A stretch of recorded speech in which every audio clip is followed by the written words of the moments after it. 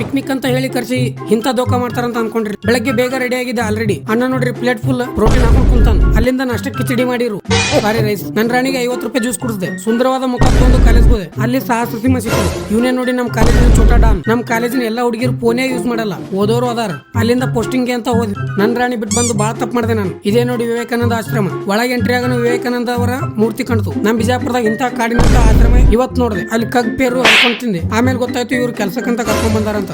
ಅಲ್ಲಿ ಕೆಲಸ ನೋಡಿ ಎದಿನೇ ಗಸ. ಅಣ್ಣ ಏನಂತ ಕೇಳ್ರಿ. ನಾನು ಸ್ವಲ್ಪ ನನ್ನ ಅನುದಾನ ಕೊಟ್ಟೆ ಆಶ್ರಮಕ್ಕೆ. ಅಲ್ಲಿಂದ ಬಂದ್ ನೋಡಿದ್ರೆ ಅಡುಗೆ ಸ್ಟಾರ್ಟ್ ಆಗಿತ್ತು. ನಾನು ಸ್ವಲ್ಪ ಹೆಲ್ಪ್ ಮಾಡಿದೆ. ಇಲ್ಲಿ ನೋಡಿ ನಾವು ಮಾಡಿದ ಪಲಾವ್.